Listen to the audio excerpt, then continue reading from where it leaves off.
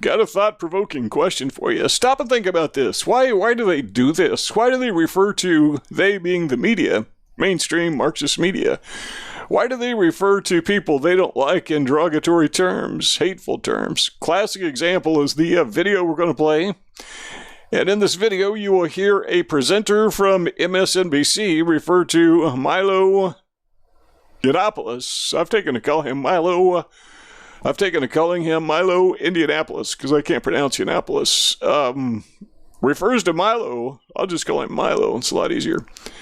Refers to Milo as a flamethrower, also a troll, derogatory terms. So we know they do it, but they do it for a purpose. We're going to explain that in just a minute. But let's listen to this video. It's about one minute long.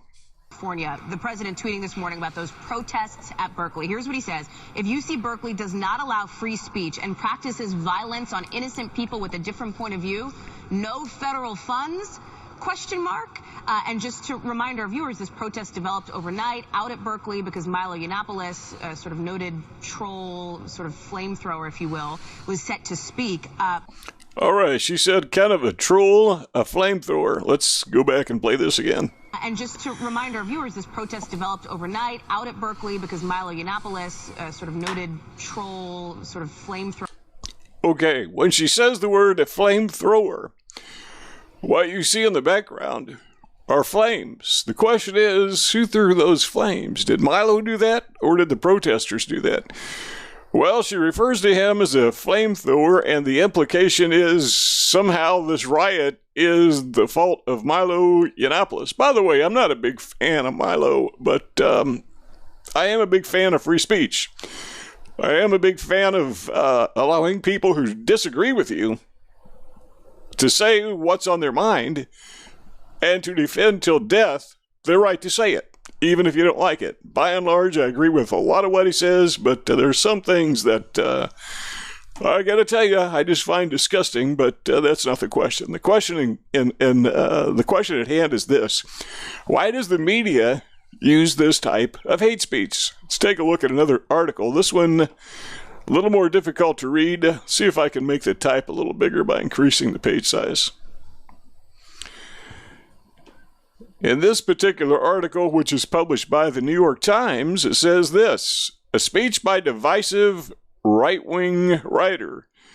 Well, they got part of it right. He is a writer. He is right-wing, but is he divisive?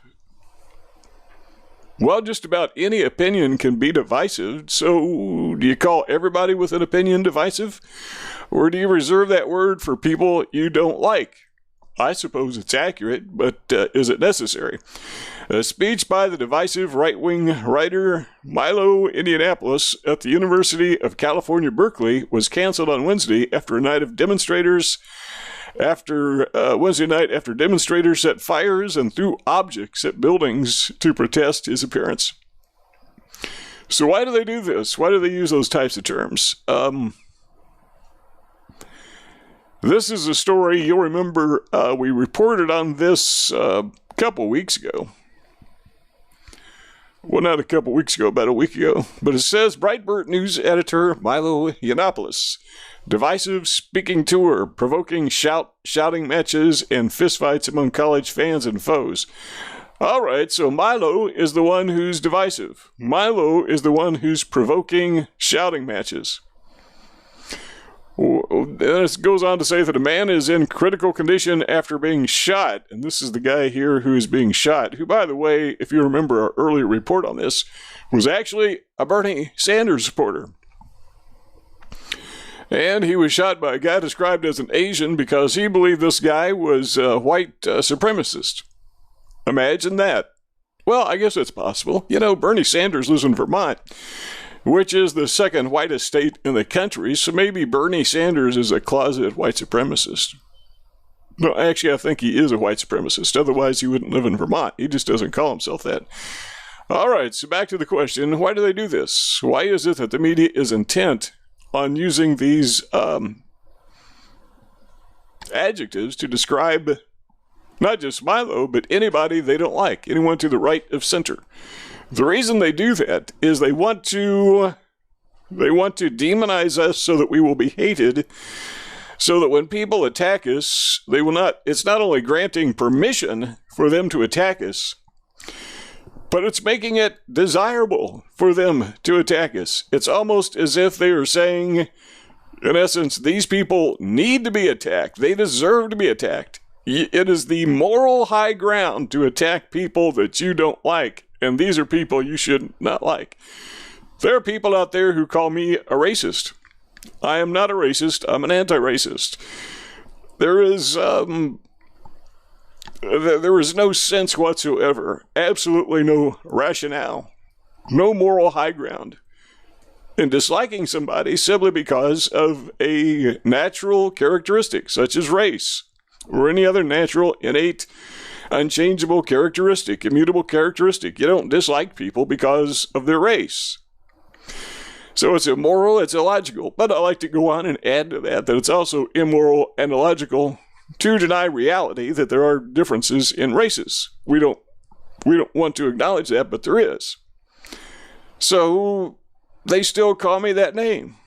Why do they do that? It's because they want other people to see me as an evil monster. And if I'm an evil monster, then it's okay to attack me. Not only so, it's good to attack me because we got to stop these evil monsters.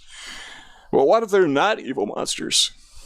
Okay, let's put it in this context and we'll close out with this. Or we'll almost close out with this. I got one more video I want to show you and then we will close out with this. But I want you to imagine Halloween. It's the end of October. Kids are starting to dress up in these costumes. Well, sometimes you see people, even adults, who dress up like zombies. And when you see them, they're frightening and scaring. And even though consciously you know there's a normal person underneath that costume, still there's something about the aura of the costume that is terrifying and makes you want to back away from the person. What the media is doing, in essence, is they are dressing us up like zombies. They are trying to make us, well, let's use this term, they are dehumanizing us. Trying to make us look like bad guys so that they feel good about hurting us and so that others will feel good about hurting us. So they will describe us as racist, or their favorite term at the moment is Nazis. People are a bunch of Nazis. Okay, let's go over and take a look at this. This is a website called VentureBeat.com, and it says Punch a Nazi is a game that lets you wail on Richard Spencer, Milo Yiannopoulos, and Adolf Hitler. So what are they doing? Well, number one, they're saying Adolf Hitler, Milo Yiannopoulos, and Richard Spencer are basically ideologically indistinguishable. They're all the same. So if you don't like Adolf Hitler, then and you'd like to punch him in the head if he were alive, then it's okay to hate Milo Yiannopoulos and punch him in the head. And it's also okay to hate Richard Spencer and punch him in the head, sometimes literally. Okay, let's take a look at this video. You may have seen this before. This is where we are. I've given conferences for ages.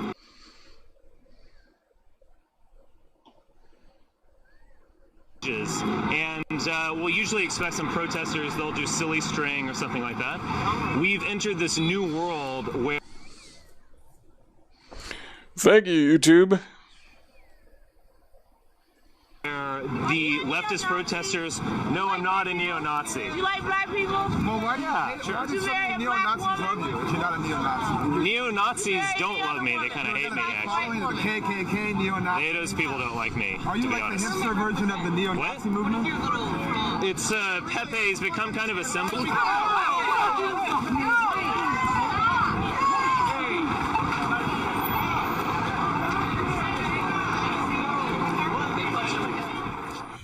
All right, so why is it okay to punch Richard Spencer? Why is it okay? Well, first of all, you have to characterize him as being like Hitler. And if it's okay to punch Richard Spencer and it's okay to punch Adolf Hitler, then it's okay to punch Milo Yiannopoulos. And if I agree with Milo Yiannopoulos on anything at all, that means, well, if I'm like Milo, then I must be like Hitler, so it's okay to punch me. And that's what they do. Now, this is probably the most important thought of this entire presentation. Listen carefully. One of the things the far left does is it likes to demonize white people inclusively. That's where that term white privilege comes from. By referring to white privilege, they're saying that white people are innately evil. They have privilege and they won't acknowledge it. Therefore, it's okay to hate them. So what they are doing is they are placing on us that Halloween costume. Only they're saying, no, this is not a costume. This is real. This is the real person. This is a real zombie, and you need to hurt this person. You need to hate this person. You need to attack this person. And what is it that we're wearing? What is our costume? Well, it's not a zombie costume. It's just being white. Just looking like a white person. That's all it takes to hate somebody, is just look like a white person. Once again, that's what white privilege is all about. It's like the little Star of David that the Jews wore in late 1930s Germany. Only instead of wearing a little yellow star, you just look like a white person. They demonize the very essence of who we are and make it permissible to hate us. And it's not just white privilege, it's also the fake history about how white people destroyed Africa and stole the land from the people. It's about how we were mean and cruel to the Indians, when in reality the Indians were savages who attacked the pioneers, not the other way around. But it's a false narrative that is intended to create that perception that white people, being white, is akin to being a zombie. Well, Louis Farrakhan just flat out says it. He says, they're devils. If you like this video, give it a thumbs up. Don't forget to share this on social media. Also, in the lower right-hand corner, there's a little button that says subscribe. We encourage you to subscribe to this YouTube channel. And also, don't forget to leave a comment in the comment section below if you have something to add to what we talked about. How to subscribe. Click subscribe. Click the bell. Check the box. Save.